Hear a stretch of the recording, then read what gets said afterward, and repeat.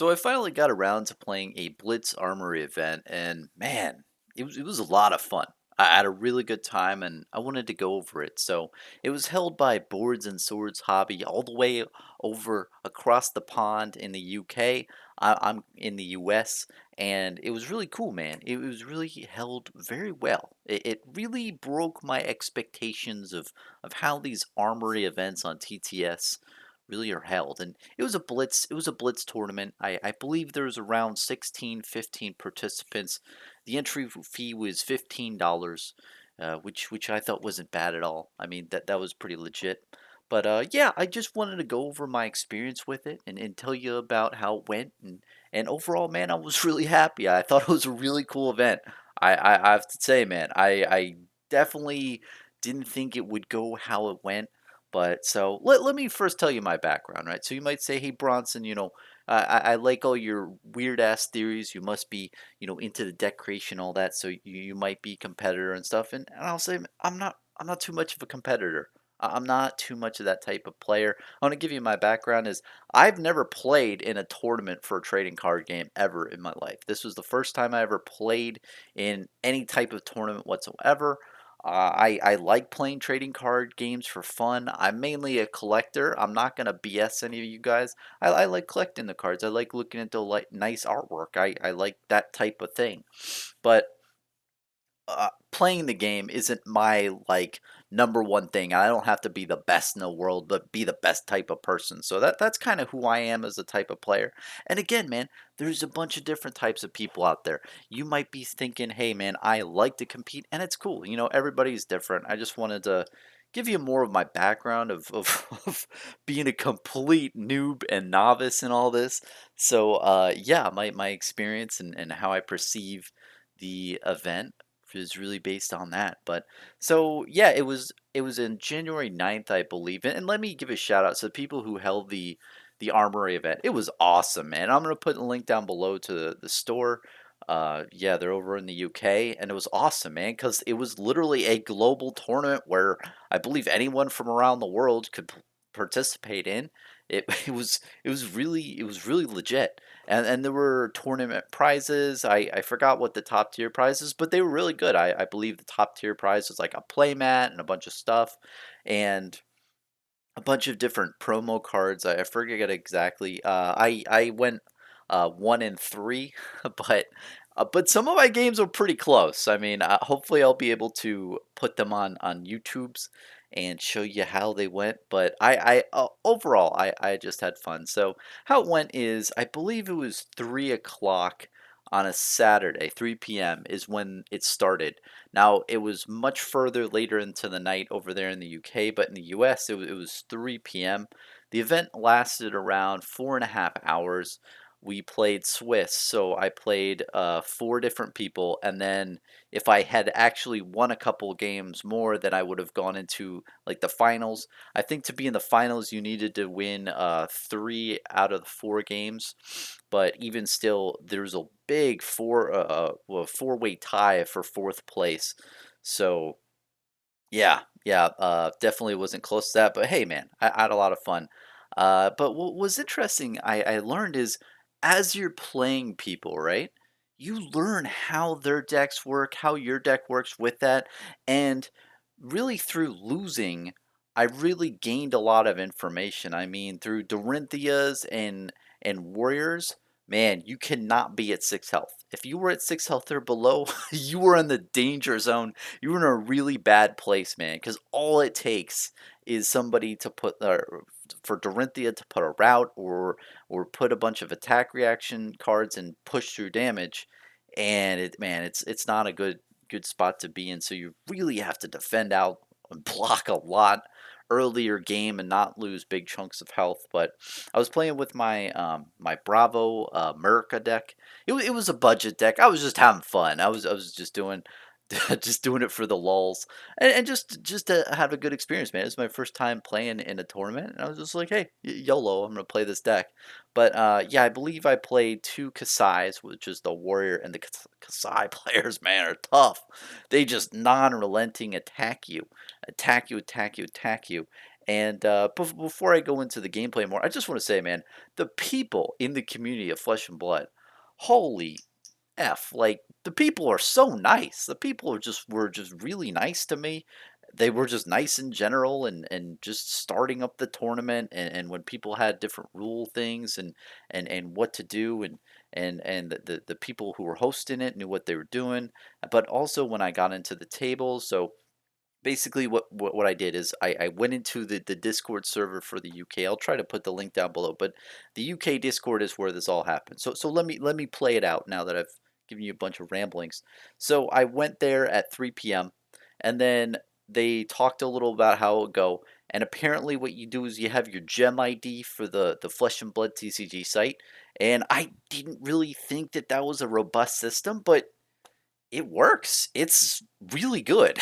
Like, it's a lot better than I thought. So basically what happens is you go to the Flesh and Blood site, and then they said, "Okay, we updated all your tables." And in the Discord server there was a bunch of different tables, like 1 through 16, and then you go on the site for Flesh and Blood, and you go on log in, and it says, "Hey, you're at table 4.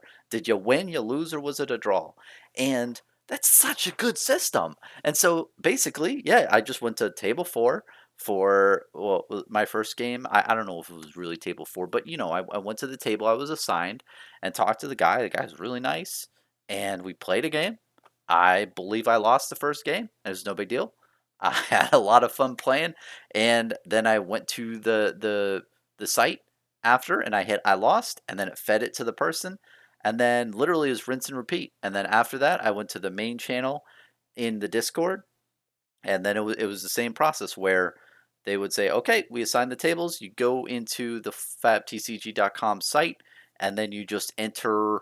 You'd see what table name you were, and then you go to the Discord server, and then you go to that table, and it was like a different.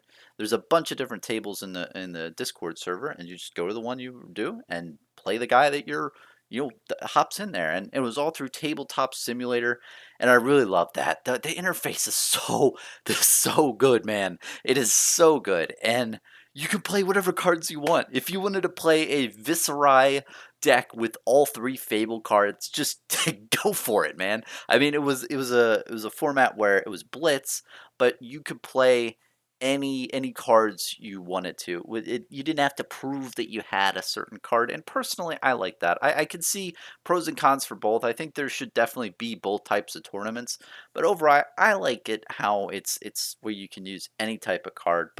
But just finishing up, wrapping up. So I played all 4 games. I had a lot of fun. Everyone was cool. And then afterwards, yeah, they announced the top 4. Unfortunately, I burnt out a lot of time. I had to do something other that day. But a big shout out to Davis at Tower number 9. He competed in the tournament. He did very well. He got 3-1, I believe.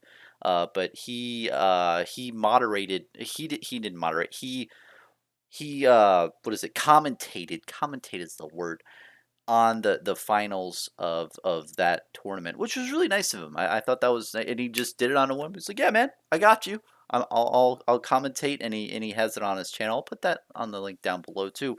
And that was really cool. He did it. And I believe Ira was played in the finals. But yeah, man. Overall, I just think it's a great experience, and I just want to say that I I went into this tournament literally not knowing anything. Literally, I knew nothing about how tournaments worked. I wasn't really in the middle of that. I played a lot of Flesh and Blood games on TTS versus a bunch of different people, so I had that kind of going for me. So I knew what to do. But as for the tournament thing, it was a little I wouldn't say scary. It was like, very exciting because I was like, "Oh, this is cool." I'm in a tournament. It had that vibe, and I'm sure that'll fade over time. But just overall, it was very very well done. And what's nice too is, man, I always wanted to compete. I think earlier on in life, I thought it would have been fun, but I was always scared. I didn't really want to lose, but now older on in life, I don't care. It's like no big deal. I just want to have fun. I want to play good games against good people, and man, hopefully I can play some pros someday of Flesh and Blood who are really good, and I can learn a lot from them because you only get better at the games you play in life, or games or anything in life, when you play against really good people, and you play at certain levels. But overall, man, it was a good experience, and I want to emphasize that a lot of people want to say that Flesh and Blood isn't accessible. They're not able to play. They're not able to do certain things. They're not able to get the cards they want. And I lament to no end on that point. But this was a tournament held January 9th, 2020. It was available to anyone in the world. You most likely probably had to speak English. You might have been able to get away with just typing. I'm not sure, but anyway, I think that was kind of like the only prereq. I'm being very critical here, but other than that, literally, you only had to have internet access, a computer, and tabletop simulator, and you were golden. You could play any card you wanted. You could play Blitz, and you just needed $15, and you could have been anywhere in the world, which was really cool. I mean, I played a guy from New Zealand, I believe, and played a couple guys from the UK. I don't know where the last guy was located, but I'm telling you, man, at like we're thousands of miles apart, and it's really beautiful when everyone can come together. And you know what? We might not be coming together in the flesh and blood, but we came together in the ones and zeros.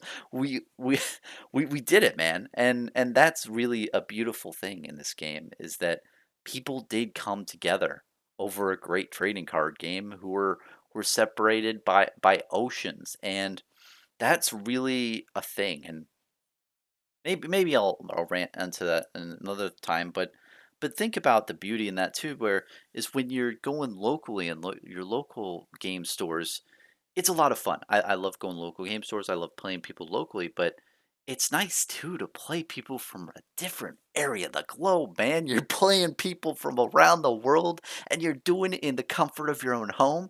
Like I feel that that's the emphasis of Flesh and Blood is it's taking people from many different, you know, areas of life and whatnot. And I feel like one big area of life is the region that you're located in, and that's what Tabletop Simulator and the Blitz thing all does is you can literally play anyone around the world. You can have whatever card you want. You don't have to have it, and it linked perfectly with FabDB. Oh my gosh, like FabDB is legit for creating decks, but also loading them into TTS. Phenomenal. But yeah, I know I'm Raven, and maybe if I play devil's advocate, I don't know what negative thing to say. I think there's one time where it's tough when blitz games go a little bit too long. So I think we had a couple times where, or no, just one time where we had to take a 10-minute break. But the people running the whole tournament were perfect. They said, "Hey guys, we're having one table taking a little bit of time. We're gonna have a 10-minute break," and they communicated everywhere. It was perfect. But I have seen in other things that I've other tournaments where certain times on tables goes a bit long, and it's tough with that. But I know when people are more really experienced and they play their games really fast, it can be 30-minute games. But I think that's the only downside is there is some times where tables take a little bit of time. But there is that rule then where you say where the moderator has to go in the table and say, "Hey guys, play out your next 3 turns," or "Hey, whoever's ahead, or just do a draw." They have some sort of system to do that because it's really you need to streamline the games. But overall, man, it was a lot of fun, and I just want to encourage anyone too. Like at the end of this, just to wrap up, like if you're thinking about playing in one of these things, go for it. I mean, I played with a budget Bravo deck, and even though I didn't win, I had a lot of fun. I met a lot of cool people.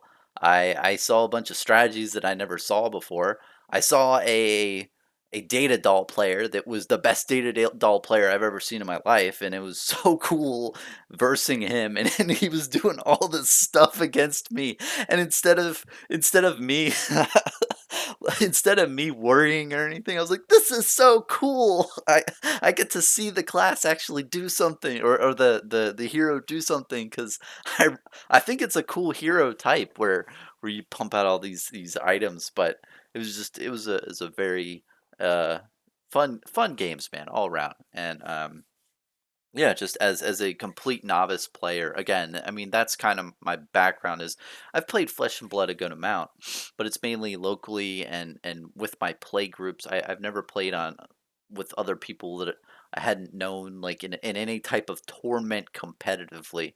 So it was very welcoming, and everyone that I played against was very nice.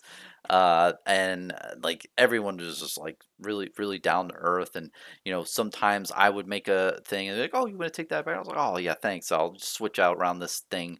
And then if they made some, I'd be like, "Yeah, man, yeah, take that little thing back if they didn't know." And that's always up to whoever wants to, give leniency. Like the tunic is the worst. Like if you have a Faendal Spring tunic, there's definitely a mentality upkeep in your brain that you have to keep in sync with, where you're putting on the resource counters every turn, so it's a little bit taxing in that effort. But yeah, I fully understand, because man, that card is it's kind of tough to remember to put the counter on every turn.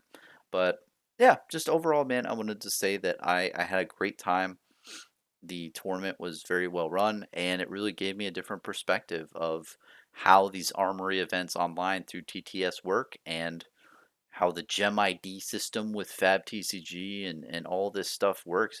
And being a complete outsider, of someone who didn't go through this process, I had thought it was very roundabout. I thought it was pretty flimsy. I didn't think it was a good system, because I didn't know. I didn't play it. I didn't try it out. I'm telling you, I was ignorant. I'll tell you that straight up, that I didn't understand the whole system. I didn't think it was very robust.